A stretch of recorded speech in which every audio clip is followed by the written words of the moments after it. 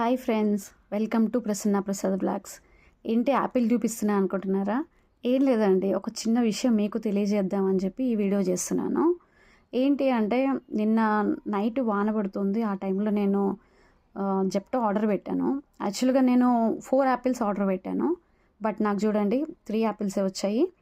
నేను ఆ వాన టైంలో పాపం తను ఇంకా డెలివరీ చేశాడు కదా అని చెప్పేసి తనని పిలిచి మరి నేను 10 రూపీస్ టిప్ ఇవ్వడం కూడా జరిగింది.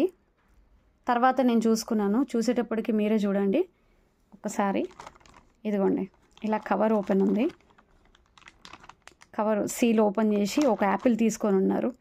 అందరూ ఇలా చేస్తారు అని నేను చెప్పట్లేదు, బట్ కొందరు చేస్తారు. అది చూసుకొని చెక్ చేసుకొని ఆర్డర్ అనేది తీసుకోండి.